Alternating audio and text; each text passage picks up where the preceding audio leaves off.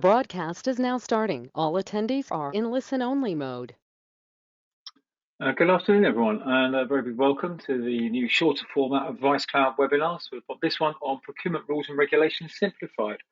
I'm Chris Farthing, and I'm going to be taking you through today, ably assisted by my colleague and our marketing lead, Danny, who'll be keeping an eye on questions and helping us out with polls and things like that. So before we start, a few some housekeeping. This is being recorded. And the recording will be made available along with the slides and all answers to any questions that are asked at some point, either late today or early tomorrow, depending on how many questions we've got to answer. You'll find that you are muted on this, and you'll be muted for the whole duration of this webinar. Please use your sidebar and use the questions box of the chat to ask any questions that you may have. Please do ask as many or as few as you feel like. As I say, we'll have some questions, space for questions at the end, and aiming to really finish up probably just a bit before 2:30 today. But hopefully be able to impart some good information for you. There'll be a couple of polls during the session as well, we'd like to take the temperature of the room and just to see where people are at, and also get some feedback from me at the end. Okay, so without further ado, let's crack on. So a quick introduction to us, in case you don't know who we are. So I'm Chris Farthing, I'm the founder and CEO of Vice Cloud. We consider ourselves the world's only GovTech viability mentors. We're public sector procurement experts, and we also do a lot of specialist work around G-Cloud and DOS, and a huge number of other frameworks as well. But we're mostly well known for G-Cloud and DOS. We're fortunate enough to work with buyers and suppliers. I'm an ex-public sector buyer myself. We were founded just over 9 years ago, and we have our business has been one. Actually, it's a little bit out of date. I think it's about $1.5 billion now. The cumulative business by our clients across all frameworks that we're able to track. We have 71% of our clients are SMEs. We're very passionate about working with SMEs, and that's one of the reasons the organisation was set up. And so what will we cover today? So first of all, a quick introduction. We've done this with just now. What do I need to know around the regulation? So we always take these at a fairly basic level from a ground up, so assuming that the audience doesn't know anything. So any of you procurement experts on there, I hope there'll be something in there that you'll learn as well. But most of this is very much a basic introduction. So what do I need to know about the current procurement regulations and the new changes that are coming in? What can I do now? What do I need to do now? A little bit about how we can help, and then we'll crack into Q&A. Excuse me a second. Okay, first of all, Danny, could you launch our quick poll, please, our first one?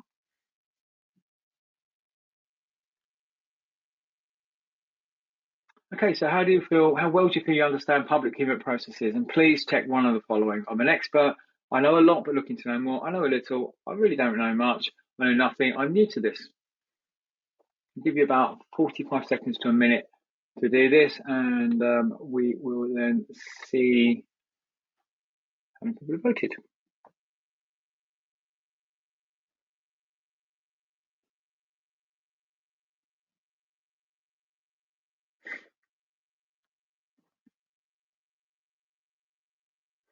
Okay, we're at 81% now. So give it another 5 seconds and then we'll close it down. Okay, then that's it. If you close that down now, and we just show the results of that.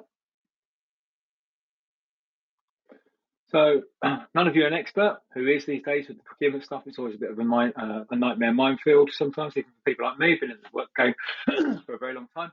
42%, I know a lot, but I'm looking to know more. Well, hopefully you'll get something out of today. Again, 38%, I know a little. So the vast majority of us do have some indication. There's a few that don't know much or know nothing. So again, as I say, I hope there will be enough information here for you to actually consider that you do know a little bit more by the end of this. If not, basically, I'm not doing my job. So Daniel, we'll go. So in terms of this, what do I need to know? What are the rules and regulations? Okay, so this is where the meat of this stuff sits in, and that wasn't a pun, by the way, for the procurement semi-experts out there. So let's give some basics, okay? All public sector buying is covered by the 2015 Public Contracts Regulations, or PCR 2015, known by buyers as the regs, okay? These are some exceptions here. There are separate regulations for defence, utilities and concessions, all right? It's really governed by what's called total contract value thresholds, all right, which are being revised, have been revised and will be published from January 2024, and they cover three types of procurement. So it could be for goods, which could be pencils, desks, chairs, computers. Services, that could be a cloud service, it might be some consultancy, it could be a HR type thing, and then work, which is large scale buildings and vast majority of buildings and roads and things like that, bridges and things like that. Okay, so those are the three buckets, and there's some founding principles of this that all procurements have to abide by. Okay, there needs to be fairness and equality. Yep, so he'd treat everybody the same. We need to be very transparent about how we're going to award that contract.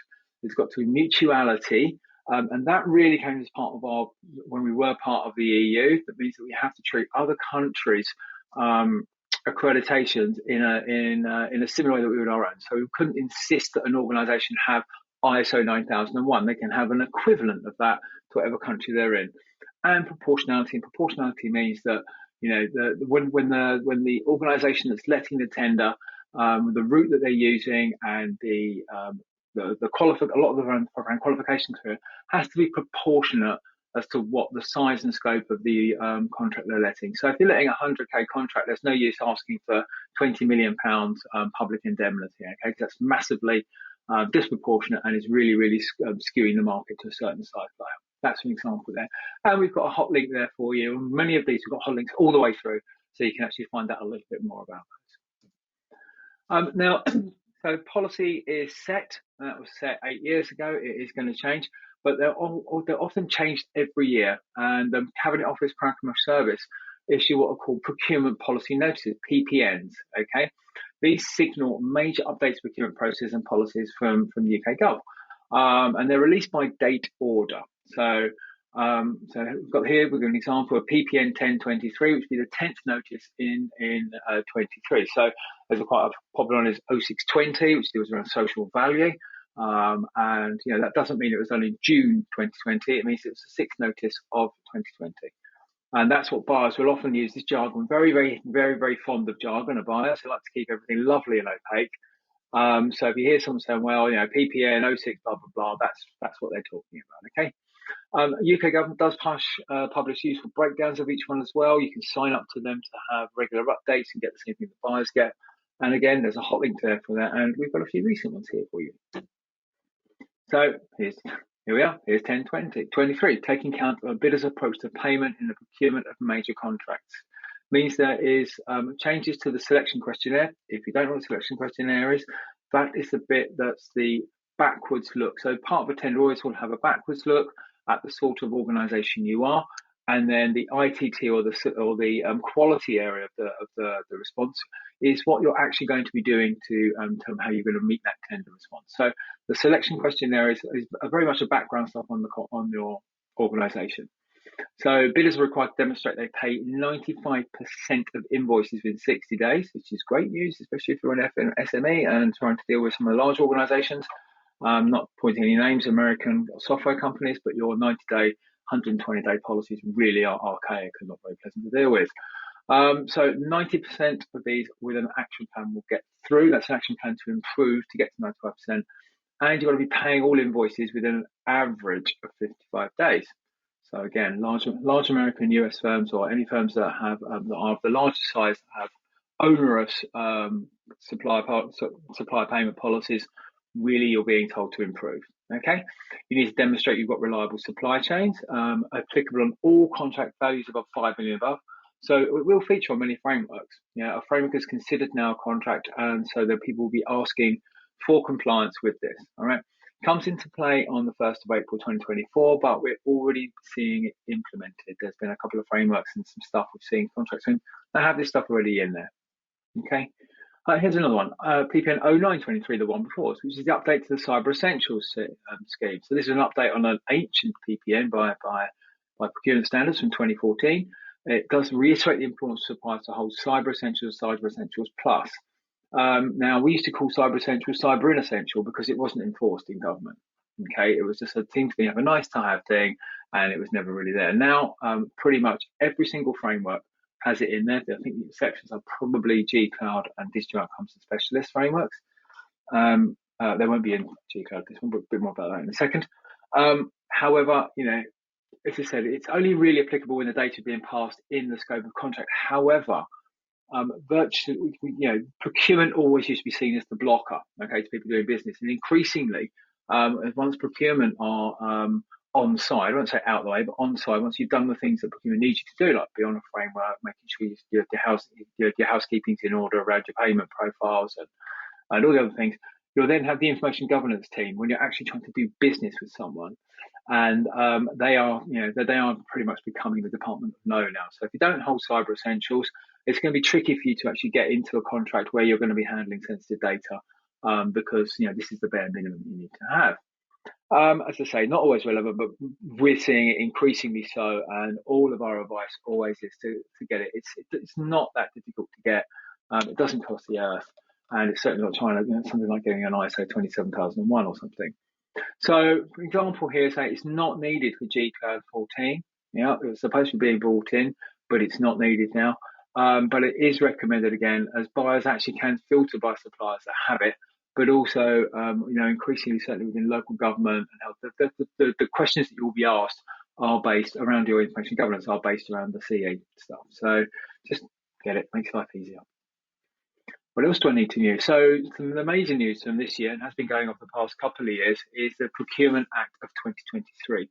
So this allows us, now that we are not part of the EU, to set our own procurement rules and regulations, okay? And it suggested it updates an outdated system and change the law around how public procurement works. There's been a fantastic job done by the Procurement Policy Review team within Cabinet Office. There's been some huge amounts of engagement, so we're very pleased with what's coming out of here. And we'll obviously, it looks good on paper at the moment. And we just have to see what happens with the secondary legislation, things like that. But it does apply to all buyers and suppliers. There's some very, very major changes to how framework and dynamic purchasing systems work. There's changes to how buyers evaluate bidders' responses. They're trying to help improve supply chains. There's a great guide here, but again, there's a few takeaways. So the routes to market will change. Frameworks will have the option to be used for longer, which is up to 8 years. Now, traditionally, frameworks are expected to last for no more than 8 years. So no more than 4 years, can occasionally have an emergency extension up for another year. But most times it's 4 years maximum. And these can be open frameworks, which will have the application windows along the timeline. So, which means, something like G-Cloud, for example, could be open all the time. Yep. And you'll be able to add services and apply as an organisation throughout the life of that framework, okay, which is something we've heavily pushed for, I don't know, since 2015. We never wanted to become a DPS because you'd lose the direct award facility, but with an open framework, you still can have direct award, okay? So hopefully this will be more competition over a longer time and less constantly having to reapply or being locked out of the market. So this is the important one. It means that hopefully people will not be locked out in the market on a lot of these frameworks. So there's the introduction of dynamic markets, new name for the dynamic purchasing systems. However, it's been increased to allow some more complex services rather than not the commodity goods and services. Okay, that's pretty much standard around the DPS that you're seeing at the moment. Now, this one's quite an interesting one. You can actually get banned now for poor behaviour. All right, so you can put on the public debarment list, which means you'll be prevented from bidding in the future for a set amount of time, and you'll be managed to see how you're actually are performing, to how you're actually, what you're actually doing to get off of that list as well. So there'll be different length of bans determined by Gov, and they obviously can be legally challenged because people don't get things right and they only get one side of the story. But the main reasons for these include bribery, corruption, conspiracy, fraud, etc. So if anyone's taking a look at the COVID inquiry at the moment, there's probably a very long list of organisations that will hopefully be banned for some of the work that they did. Subcontractors and those on your supply chains can also be tested for this, so you need to be wary of that. So make sure you know who your subcontractors and supply chains are. There's going to be some really changes to the procurement procedures. Now, there's quite a lot of confusion over in a buyer's world of which procedure to use. Okay, so currently you've got the open, restricted, competitive dialogue, competitive negotiation, innovation partners, and direct award without advertisement, which is also known as single tender action. and it will change into three. Right, so it'll be the open, there'll be a competitive flexible process, and direct award. Okay, so we don't know the details of these just yet. This is going to come when the secondary legislation comes in, but these are what they're under the mechanics behind it. And time will tell on these. It's not going to be an instant fix for everything. Okay, if you look at procurement as sort of like a very large tanker, it takes a little while to turn around and to go into new directions. All right. Timescales for these are pretty much unchanged, and but always bear in mind that the process must be proportionate with regards to the nature, complexity, and cost of the contract. We'll be evaluating slightly differently. So before, we used to evaluate as buyers, used to evaluate using MEAT, which stands for most economically advantageous tender, which unfortunately got basically put down to pricing a lot of times. Now we're using what's called most advantageous tender, which means we can take advantage of a lot more innovation and different ways of doing things, rather than just the focus on the bottom line. Okay. Be also some new considerations around social value, which can't be quantified by financials. Again, lots of focus on innovation, hopefully, and not just about lowballing and doing something cheaper for less. Obviously, we want to get value for money, but value for money doesn't often equate to in the price world, to be honest. Or the cheapest price, sorry. Transparency. So this is really, really at the core of my heart and my being. I absolutely, totally and utterly believe in being very open and transparent about everything. So buyers will publish notices whenever a contract is modified, for example, an increasing contract value. For contracts over 5 million, suppliers should be held to at least 3 key performance indicators that we've measured on and reported publicly. This will be interesting to see. And it does give more pressure to perform well, but it does also put quite a lot of burden on the buyer to be publishing all this stuff and managing and things like that. So especially an administrative burden in times of financial constraint, it's going to be interesting to see how this takes up. Again, and poor performance on a lot of this can actually lead to being put on the debarment list, put on the very naughty step. It's not just a finger wag. If you can stop from doing work within government, that could have some major impact on things. So there's a lot more teeth in that. We'll see how things pan out on there. I've got my skeptical head on around some of this, but we shall see how things work out. So what do you need to know? Okay, so we are waiting on secondary legislation. We've had the Act approved, but for all of the things we've mentioned there, that has to go through, and the secondary legislation has to be fleshed out and then approved. Okay, it's aiming to be live from October 2024. We were hoping that was going to be before the general election, although it does look like there might be a general election a little bit before then now, apparently. Cabinet Office has a major program for the training of buyers and suppliers using civil service learning. I think there's a lot are going to be online, and they're going to be doing lots of knowledge drops for suppliers on their YouTube channel, and things like that on how to do things better. So I would also strongly suggest you get to know the Modern Slavery Act, your Social Value 2012, and then update that with PPN 0620 and 0621 actually as well, which is the next one down. Carbon net zero and carbon reduction plans. Okay, these are all becoming more and more relevant and more and more useful to government to have. And if you haven't got these and don't understand it, you could well be finding yourself being edged out by organisations that do have them. From the buyer side, and if you've got the time, strongly recommend if you're in the tech and digital world like we are, reading the digital data and technology playbook. Read the sourcing playbook, where it's what buyers are asking for guidance in carrying out procurements, to some quite extensive details around what the financial viability requirements are. Or FDRA, which we'll see being used everywhere now, and I believe they are actually being involved now in GTAL as well for the first time. So those 3,000 suppliers that didn't have to do any background checks will now have to do background checks, and we'll see how that plans out, especially for startups, which could be a tricky one. And finally, the current public contracts regulations, which are the ones that guide us on how we buy and how we evaluate and the various things that we need to do and setting specifications, things like that. Except for obviously they don't cover defence, utilities and concessions, which have their own ones of these. By the way, the new procurement regs that are coming in, they actually combine all the regulations in there together, as far as I'm aware. So a quick poll, Danny, please. Okay, do you feel your company is prepared for 2024? So select one. Yes, we've got our action plan in place. A little bit, but nothing solid. We still need to start preparing, and we don't know where to start.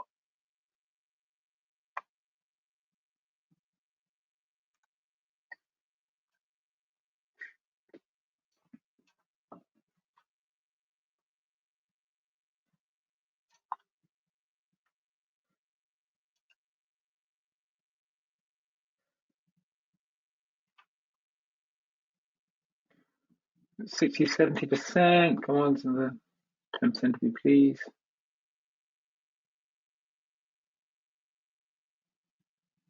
Another 5 seconds, and then we'll close it down. Okay, I think it's as good as we can get. Danny, if you wouldn't mind just publicising that for me, that'd be great. Showing the results for that. Okay, do you feel your company's prepared for 2024? Yes, 24%. Little, so most of you not really actually. So a little bit, nothing solid. Still need to start preparing. I don't know where to start. So congratulations, 24%. And there's you've still got a bit of time. It's not quite New Year yet. Although I'm not going to mention the fact my Christmas tree arrives tomorrow. Oh, I mentioned it. Yeah, how the hell is it really December? So anyway, thank you very much for that. We'll crack on with the rest of things and get into Q&A after a couple of more things. So what do I do now in terms of next steps? So again, what do I do now? Read up on the Procurement Act 23 changes. We're already seeing steps implemented. We've got a great blog on our website if you want to take a look there.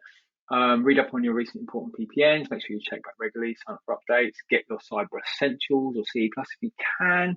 Make sure you can adhere to modern slavery requirements, net zero requirements before bidding. It makes the life a lot easier and you won't waste your time. And please ensure you're paying suppliers on time and before 60 days.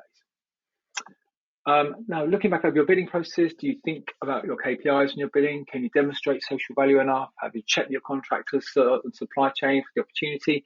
Are you giving yourself time to build winning bids? Are you qualifying your opportunities properly and going for the ones you can win? This is one we spend a lot of time with our clients on. And we've got this whole thing here, action plan, action plan, action plan. 2024, there's a huge amount of work coming down the line. There's 5 or 6 frameworks of, well, actually probably about 10 frameworks, but 5 or 6 that we would consider vital, plus loads of bidding, plus lots and lots of programs coming down the line. So it's huge. Get planning. Get planning. So quickly about how we can help, then we really are going to have to rush into Q&A. So I'm looking past this. So we have a bunch of different services that we work for. We can help with workshops and training on how to bid better or how to understand different parts of government. We will guarantee framework applications or you'll get your money back. We've recently been very successful on Dallas, Cloud Compute 2, TPaaS and network services. So it's been a big year for us for awards, so that's all going well. We can help you understand where you want to go for go to market. If you want to enter into new verticals within the public sector or even enter into the public sector, would we buy your stuff as buyers? And we have a phone a friend support service called Procurement Plus. And increasingly, our vast majority of the time is doing around bid work, not only just doing bid reviews, but actually setting up a whole bid function and working through it to improve your bidding process by up to 30%, which I will talk about a bit more now. So we have our new proven methodology, which stands for BOOST, which is baseline, outline, operate, succeed, and thrive. And we cover that across 3 different areas. So that's in terms of understanding your market or where your go-to-market areas, your bidding work, how your bid team are functioning, and also how your social value is operating. And we promise to improve your functions by 30%. First, improve your bidding, or get your understanding of the markets you're entering into, and give you more opportunities within 90 days. We're very much focused on our lovely tool, which has had about 300 or 400 people fill it in already to find out how viable you are. We do things around assessing all a bunch of things that procurement is going to ask you, and we can give you areas where you may or may not, where you're doing well or where you're not doing so well. So please do give it a go. It's free, and we've had lots and lots of good feedback about how useful that is. Or you can book a check-in and chat with me or on the team here. There's a QR code there, or click on the link there. So on we go to Q&A, Danny. I think we've got about 3 or 4 minutes for some Q&A before we close down. Brilliant. Yeah, if you've got any questions, do chuck them in as we can send around the answers if we have no time to answer them. One of the questions you have is with the Procurement Act, it's supposed to go live in October, but are we seeing buyers already incorporating any of the changes? Yes, as I mentioned. So, there's stuff that they can only legally do. Sorry, the stuff that they can't legally do because it's not in legislation yet. So, you'll see things around looking at the especially around prompt payment, and there's all the stuff around social value and things like that. There's things that will need to be coded in hard properly because of the Procurement Act, but anything that's still waiting second legislation, then no, buyers can't really, and they won't be putting stuff in yet. Brilliant. Someone says, will the recording be shared afterwards? Yes, we always send around the recording as well as the answers to the questions. Another question that we do have is, are we expecting any of the frameworks coming up to be open frameworks? Are there any coming up that have been confirmed, or are we expecting any to change into open frameworks? Yeah, I think, well, if you're looking towards the end of the year, so you look like you've got tech services 4 could well be put under the new regime. That's going to be opening around September, October, so it could well be caught by then for that. They might actually be planning to do that under the new regimes.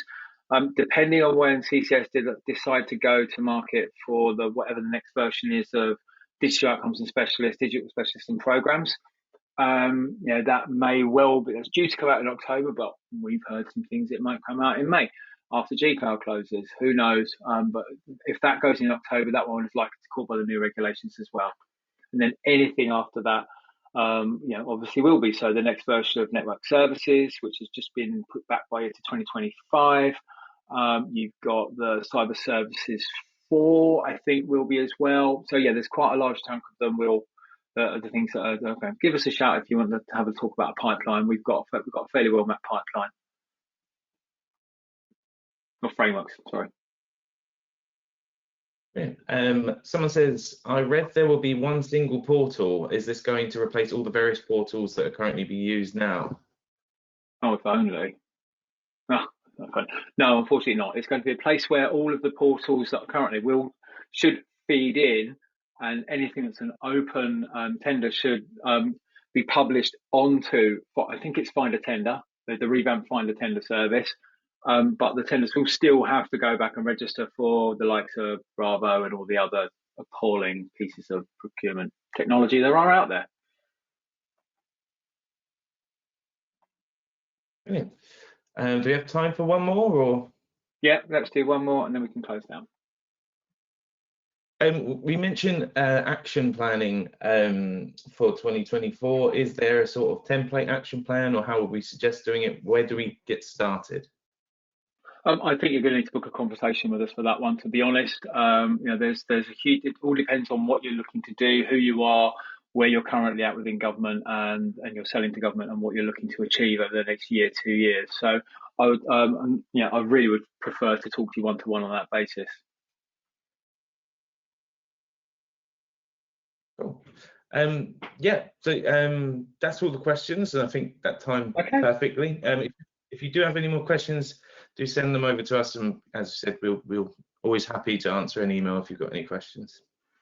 Fantastic. Thanks ever so much, Danny. Let's just quickly move on. Thank you very much. If you've got any feedback as to how this webinar went, please do let us know. If anything you'd like to see more from this, but I hope it's met your expectations, and good luck for the rest of the year and for the year ahead. Please do so. We've got lots more stuff coming up. Certainly things around G-Cloud and all the different frameworks that we're hitting the market in the new year. So good luck with everybody. Thanks ever so much.